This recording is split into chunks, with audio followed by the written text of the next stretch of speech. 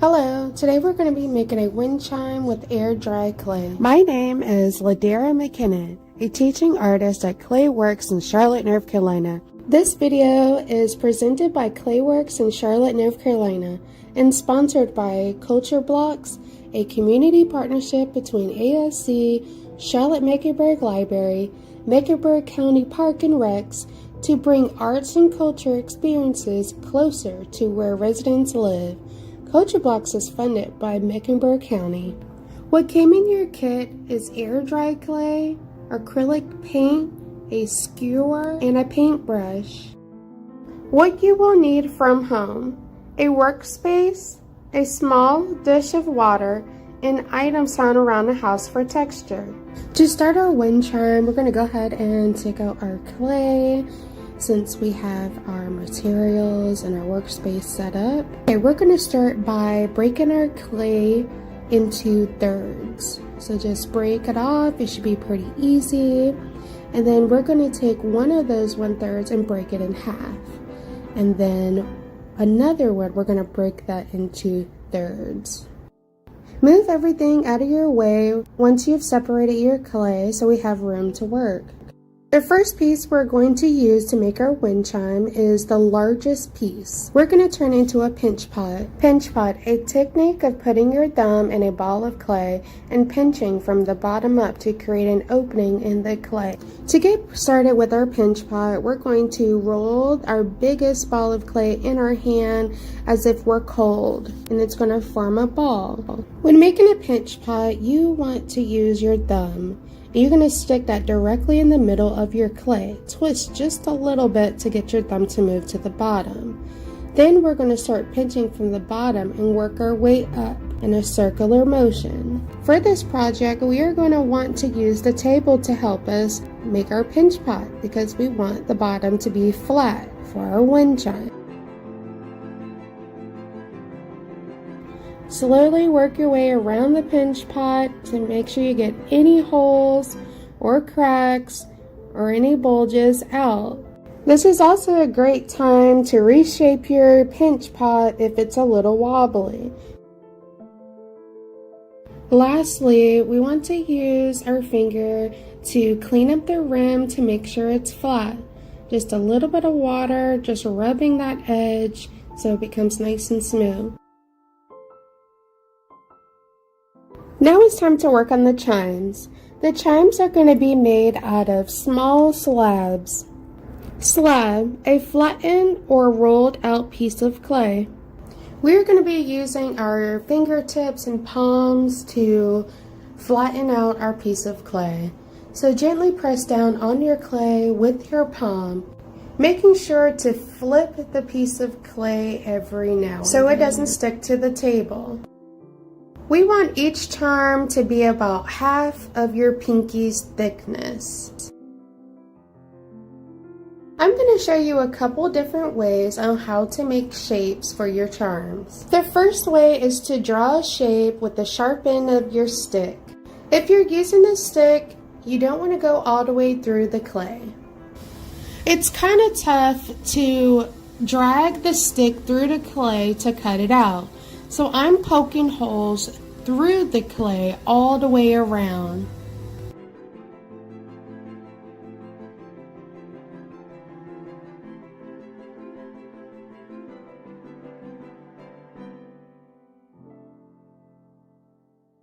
Once my holes are done, I'm going to slowly drag my stick through the clay. While I'm doing that, I'm going to clean off the sharp end of my stick so the clay doesn't stick to it. So I'll have a clean edge to work with.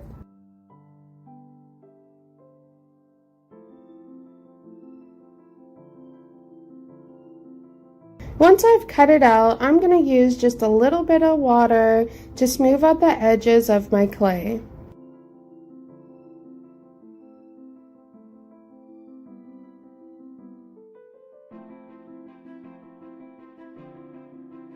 Second way to make a charm is to squish the clay into the shape that you would like.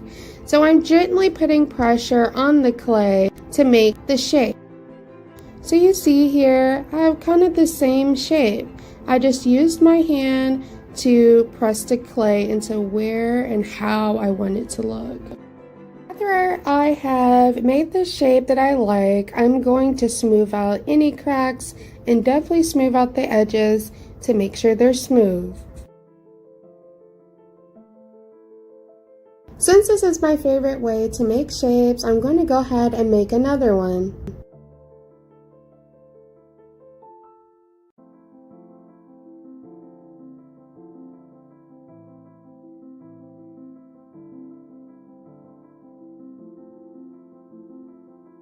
And not forgetting to smooth out the edges.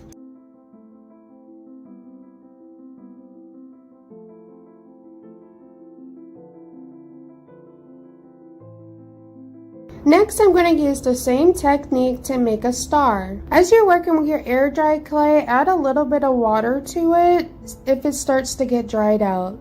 So I know stars have 5 sharp ends, so I'm just making a rough looking star to start out.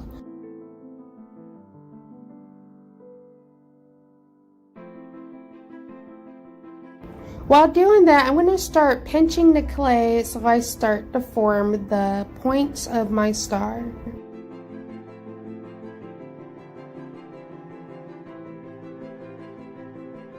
Keep manipulating the clay until it forms the star that you would like.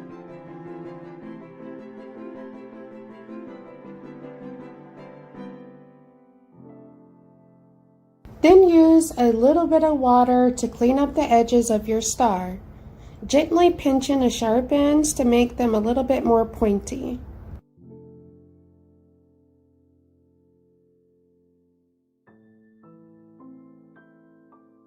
Lastly, I'm going to show you guys how to make circles. So we're going to be rolling these into a circular form, kind of flattening them as we go. Roll it on the table to smooth out those edges just a little, and that's going to give us a little bit more roundness.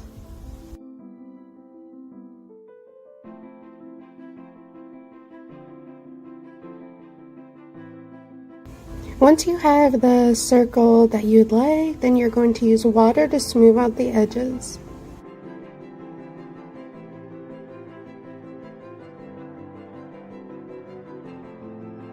I'm going to make another circle charm exact same way.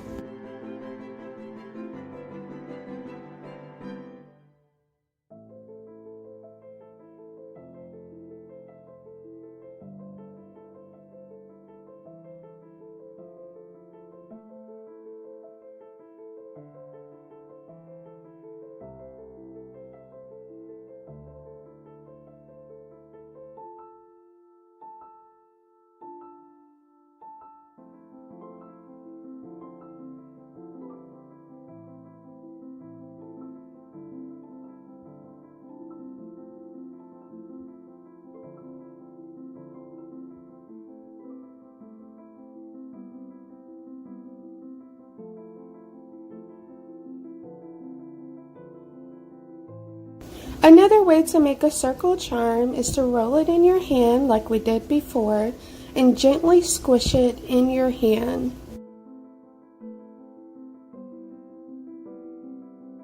And then roll it on its side. Then clean up the edges with a little bit of water. Now that all of our pieces are done, we're going to be making holes for where your string is going to go. Each piece is going to have its own individual hole on the top part. I'm going to be using the pointy side of my stick to make a dot where I want the hole to go. Then I'm using the flat edge to actually go through the clay. So gently twist and pull your stick all the way through, making sure not to place the hole too close to the edge. You're going to do this to each piece, using the pointy edge to make your dot, then using the flat edge to go all the way through your charm. As you continue to make holes into your charms, you want to think out which charms you want to hang from each other. So for me, I want this medium-sized piece to have a circle underneath it. So I'm going to go ahead and put a hole through the bottom so this can hang from it. So to make sure they're aligned, use your stick to kind of eyeball where that other hole should go.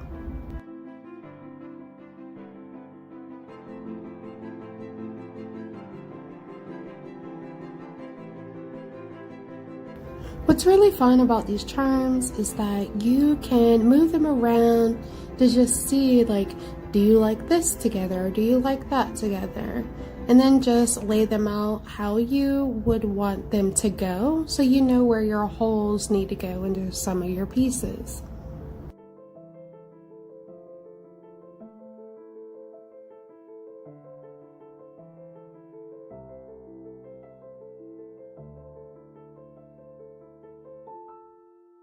Finally, it's time to do the base of our wind charm. You are going to need 3 holes in the base of our wind charm, so our other charms can hang from it. So I'm trying to evenly place 3 around our base.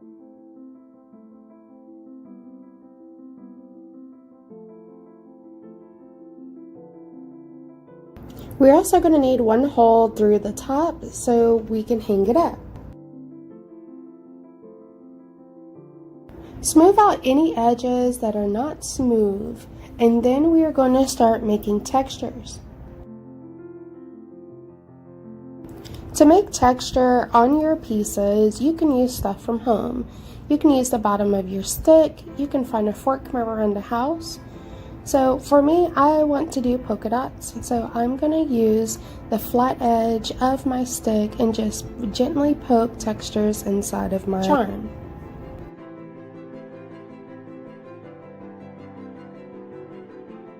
With my fork, I can make some waves or tick marks on my charms. Make sure that you do both sides of your charm since you're going to be able to see both sides.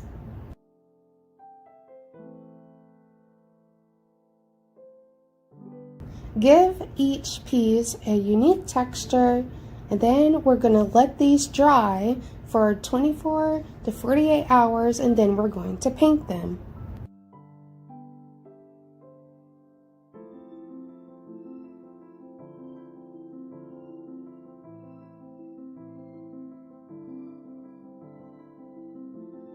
I'm going to show you a couple different techniques on how to paint your charms. The first one, we're going to do a light brush on top with very little paint so we can see the texture through it. Gently take your brush across your charm. You don't want to press down hard because you don't want the paint sinking into your texture. Don't worry about painting the sides either right now. For the next piece, I'm just painting it solid.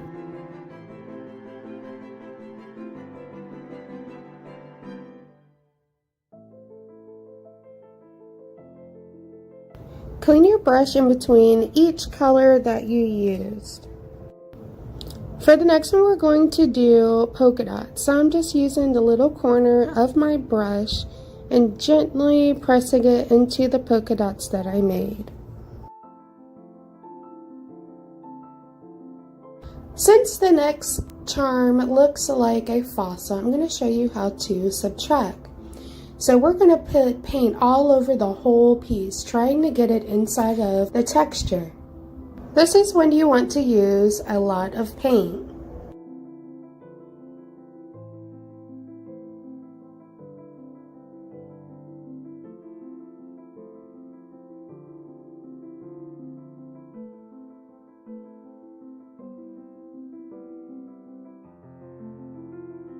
I'm going to use a cotton ball that I had from around the house to start wiping off the paint.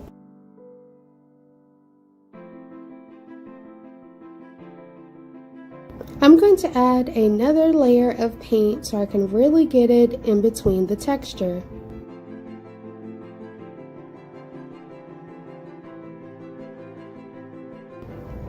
I'm going to use a cotton ball to wipe off more of the paint. I can even dip this cotton ball in water to wipe off more of the paint so the color of the clay will show. Next, we're going to do a little bit of splatter on our charm. We're going to take just a little bit of water and a little bit of black paint or any color that you would like to use.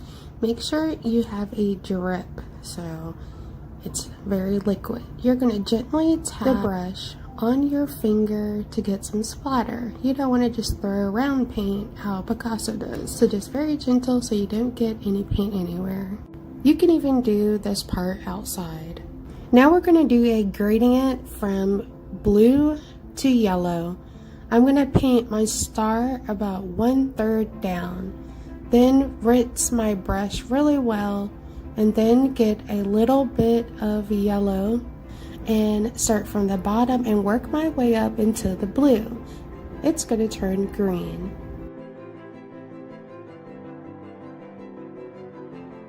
Now you're going to clean your brush really well and then paint the bottom half with a little bit of white, then get yellow and start painting that upwards into the green.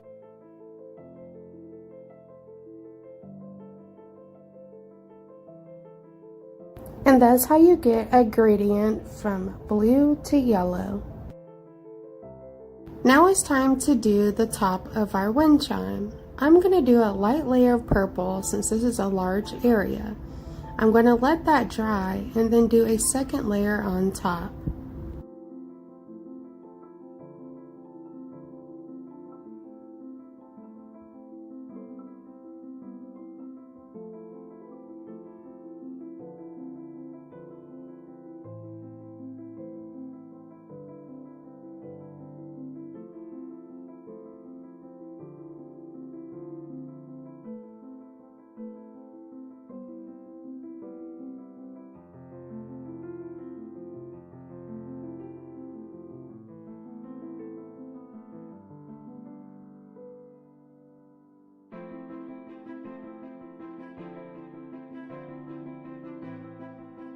Finally, all the pieces are done in the front.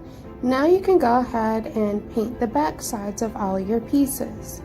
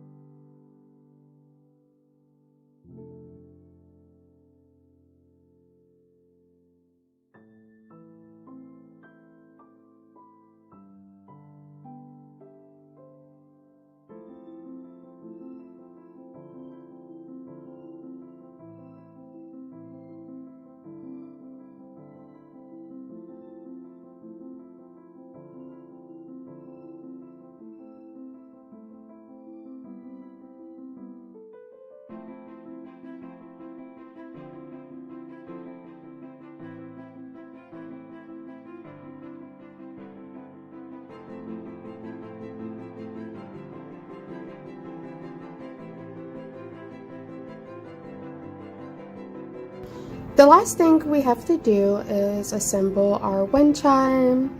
I found some floss around the house and some string. We're just going to use the floss to connect them.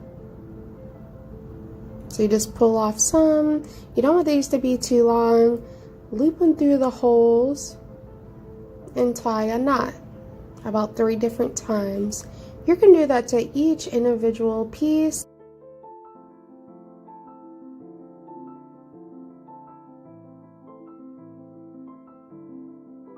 Then connect it to the charm that it's supposed to be connected to.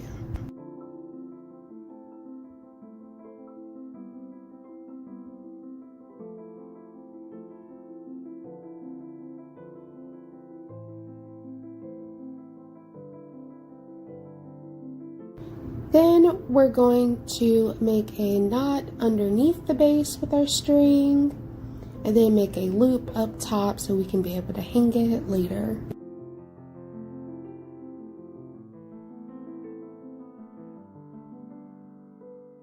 Finally, it's time to connect our charms to our base.